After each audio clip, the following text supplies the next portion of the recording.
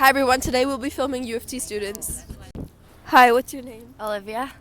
And how are you feeling today? I'm feeling pretty cold. Yeah, I like your jacket. Thank you. It's from Value Village, the new one near TMU. Hi, I'm Eno. And how are you feeling today? It's cold. Yeah. Do you think that Toronto is going through a housing crisis right now? Bare things, yeah. Bare housing crisis right now.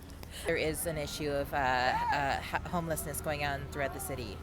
Definitely seems so, just looking at the prices of housing today, sort of all across the world too. Especially there's a ton of homeless people here that I really haven't seen in other cities. So. On the streets the other day, I walked to 7-Eleven, and that's like a 5-minute walk, and I saw 3 different people who were clearly unhoused, which is pretty striking.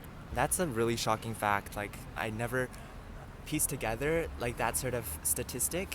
And when you survey about every 10 people, there's someone who faces a very prevalent risk of going through that. It makes me really wonder what can be done. My gosh, makes me worried, bro.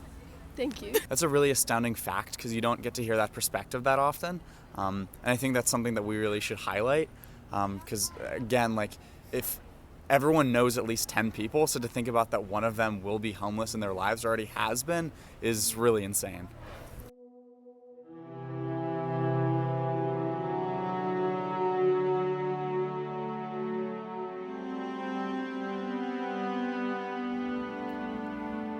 This place, which many of us call home, has failed our community.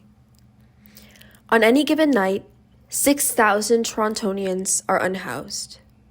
Living in an emergency shelter or on the street is known as chronic homelessness, and hidden homelessness occurs when living in secondary housing options because an individual has nowhere else to live. Homelessness impacts relationships, education, mental and physical health, and puts individuals at risk of sexual violence, substance use, and death. Currently, shelters in Canada are running at 98% capacity. When it comes to waiting lists, there are almost 90,000 Canadians waiting for subsidized housing. Our resources are headed towards depletion. So, what can be done? The root of the problem is that the cost of living in Canada is too high.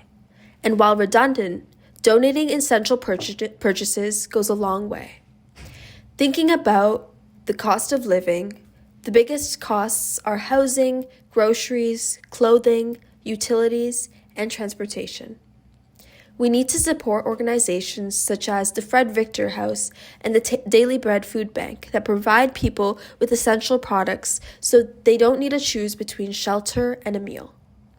Toronto used to give out free transport tokens, but they no longer do. Providing those in need with free TTC passes would make it easier for them to get from place to place and reduce their costs.